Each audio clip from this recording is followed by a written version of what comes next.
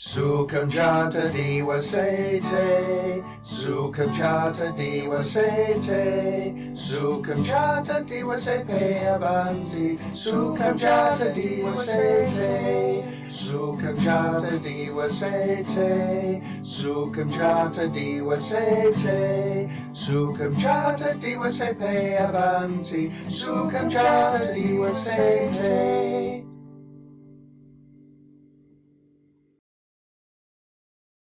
This piece was written and arranged by Brian Lester as his gift to Bhante.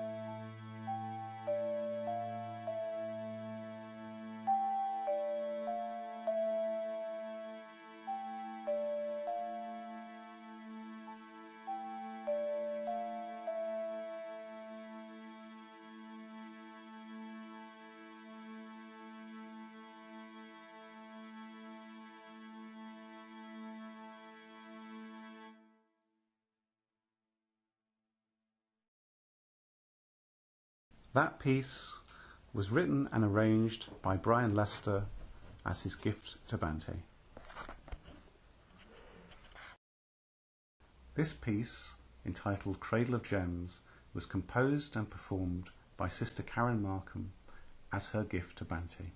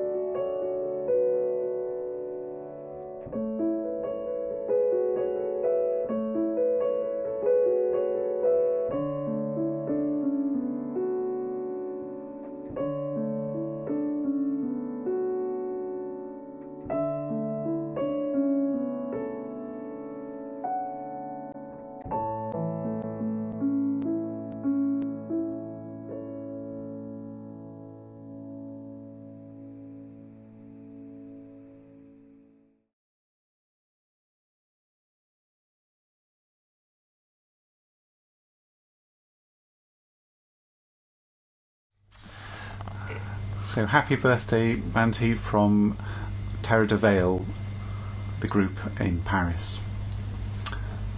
Infant Joy by William Blake. I have no name, I am but 2 days old. What shall I call thee? I happy am, Joy is my name. Sweet joy befall thee. Pretty joy, sweet joy, but 2 days old. Sweet joy I call thee. Thou dost smile, I sing the while. Sweet joy befall thee. For Bhante, to thank you for setting the wheel of the Dharma in motion at Satipanya, here is your local group's illustration of the Four Noble Truths. First Noble Truth. The world is afflicted by death and decay, but the wise do not grieve, having realized the nature of the world. Second Noble Truth. Whoever is overcome by this wretched craving, his sorrows grow like grass after rain. But whoever overcomes this wretched craving, his sorrows fall away like water from a lotus leaf. Third Noble Truth. There is an end to suffering. There is an island which you cannot go beyond. It is a place of nothingness, of non-possession and non-attachment. It is the total end of death and decay, and this is why I call it Nibbana. Fourth Noble Truth. There is a path to the end of suffering. No one saves us but ourselves. No one can and no one may. We ourselves must walk the path. The following cards represent the Noble Eightfold Path. Avijjaya Tveva Sesa Viraga Nirodha Sankara Nirodho. With the entire cessation of this ignorance, intentional activities cease. Eva metasa kevalasa dukkha kandasa nirodho hoti. Thus does the cessation of this entire aggregation of suffering result. O Master, is it proper for a monk to use email? Sure, as long as there are no attachments. I said to the wanting creature inside me, "What is this river you want to cross? There are no travellers on the river road. and no road. Do you see anyone moving about on that bank, or nesting? There is no river at all, and no boat, and no boatman. There is no tow rope either, and no one to pull it. There is no ground, no sky, no time, no bank, no ford. And there is no body and no mind. Do you believe that there is some place that will make the soul less thirsty? In that great absence you will find nothing. Be strong then, and enter into your own body. There you have a solid place for your feet. Think about it carefully. Don't go off somewhere else. Kabir says this: just throw away all thoughts of imaginary things and stand firm in that which you are. For your 70th birthday, Bhante, we thought we would update a verse from the Parinibbana Sutta. Come, Ananda, let us go to the Satipanya shrine. Beautiful, Ananda, is the Satipanya shrine. For hire, Messrs. Maurice Mole and Sons, purveyors of quality unwanted holes, full dissatisfaction guaranteed or your money back. No lawn too small to ruin. For a reminder of impermanence you could not find better. That's why all little moles should be wished metta. This is a card based on the Wheel of Dependent Origination from the Insight Meditation Group of Dublin, with apologies to dandelion lovers everywhere. Have mercy, Bhante, don't cut off my head. Listen to my tale of woe. It's called The Wheel of Dandelion Origination. Avijja. I never meant any harm. I don't know how it started. It was like a whirlwind. Everything was going round and round. Nothing made sense. Avijja, ignorance, is a condition for sankhara. Whirling in the torrent there was a seed of willpower. What I had previously desired and built my life around was written into that tiny seed. It could all happen again. Yippee! Sankhara, habitual formations, are a condition for vijnana. Now, where to plant that seed? Ah yes, the ground of discriminative consciousness. Where the seed was known as separate, with a past and a future, in that rich soil a seed could settle and flourish. Vijnana, consciousness, is a condition for Namarupa. No sooner had the seed settled than it began to germinate, dividing in two. One part attracted to the earth to be rooted, physical, grounded. The other attracted to the skies to explore the world, make contact. Namarupa, mentality, materiality, is a condition for Salayatana. 6 channels opened up. 6 doorways to the outer world. Now the internal world was ready and waiting for some external stimulus to open one channel. Salayatana, 6 sense spaces, are a condition for Phassa. A ray of sunlight opened up the doorway of the eye. Immediately the seedling burst through.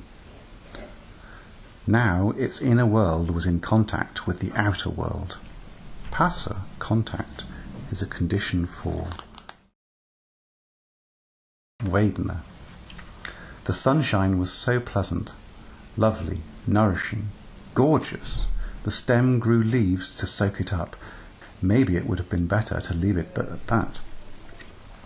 Just basking in the sunshine while it lasted. But then the trouble started. Vedana, feeling, is a condition for Tanha. Something deep down demanded more.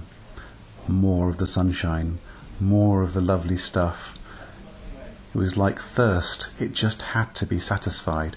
With a great surge of energy, a big stem started to shoot upwards, demanding more, more, more. Tanha, desire, is a condition for Upadana. Then I blossomed. I had found myself at last. Aren't I beautiful, marvellous, golden and gorgeous like the sun itself? Now all I had to do was hold on tight. Upadana, clinging, is a condition for Bhava, till, by sheer willpower, I put forth all these seeds to give the world more of me, millions and millions more, and so Bhava, becoming, is a condition for Jati.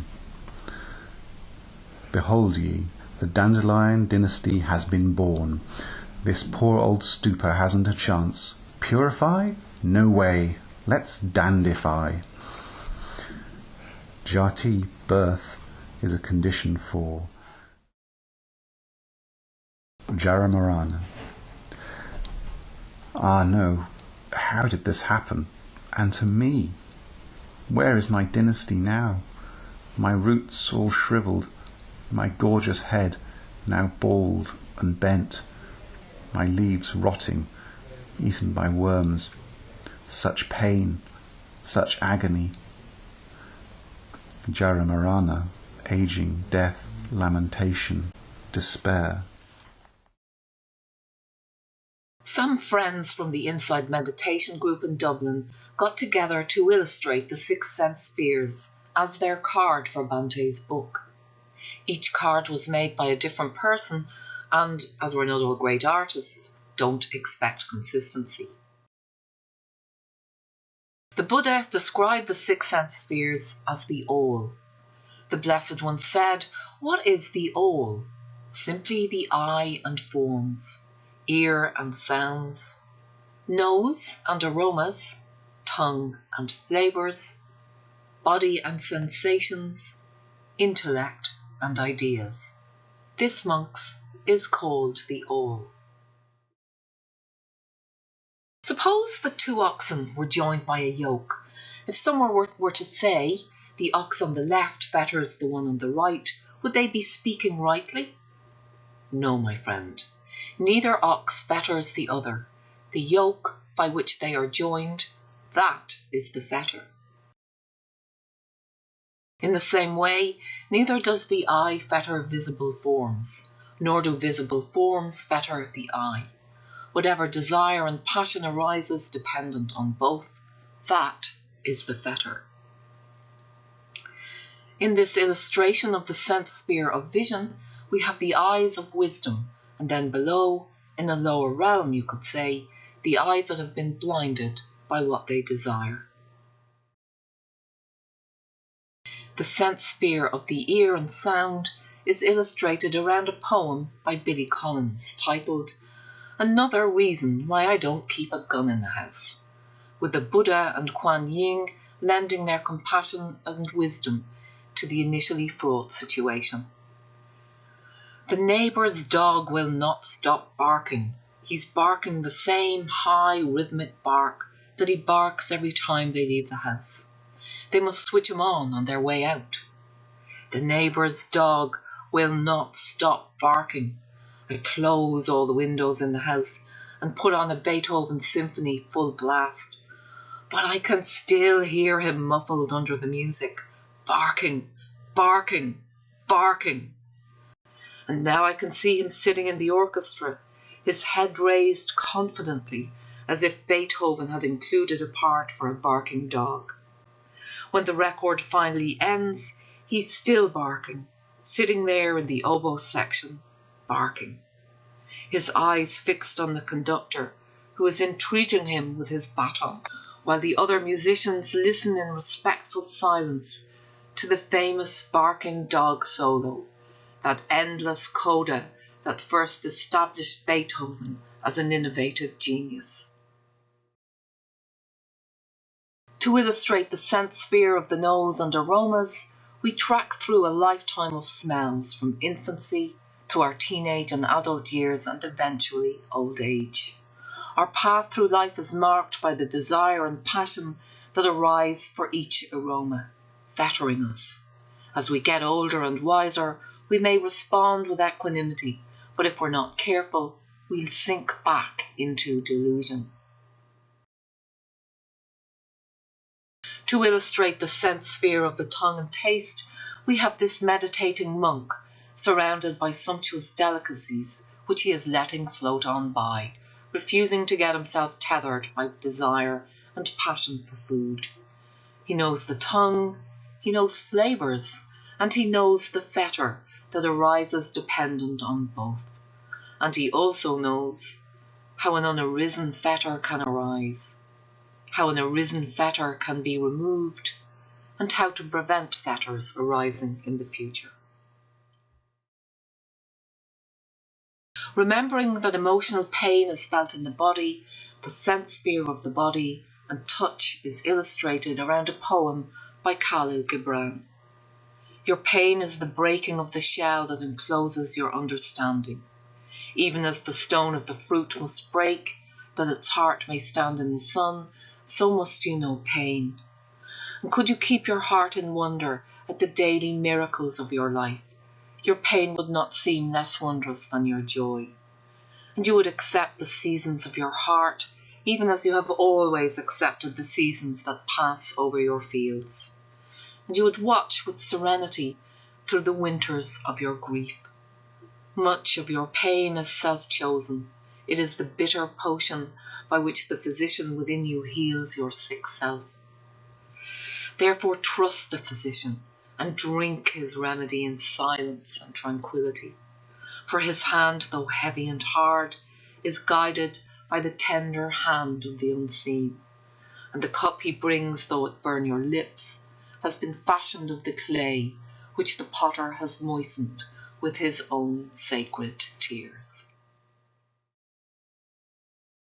The card illustrating the sphere of the mind and the thoughts, emotions, feelings and so on that it detects was inspired by something Bhante said to one of the group a few years ago. The sun always rises, but you can never trust the mind. Oh, I'm always saying the wrong thing. I'm horrible. But he shouldn't have said that. It's all his fault. I wouldn't have said anything so insensitive. He's a brute. No one appreciates me. But I shouldn't have said that. I'm always saying the wrong thing. I'm horrible, horrible, horrible. I'm always saying the wrong thing. Oh, thinking. Thus we learn how to let go of existing fetters. The final card is our illustration of the end of suffering. The ox, or human nature, once tethered, is now free. It no longer needs guidance from our Buddha nature, which rides fearlessly along with us, no longer looking ahead in anticipation of what's to come, but free to gaze serenely into Nibbana, where all things cease. Knowing how fetters arise, how to escape existing fetters, and how to prevent new fetters arising, one is free.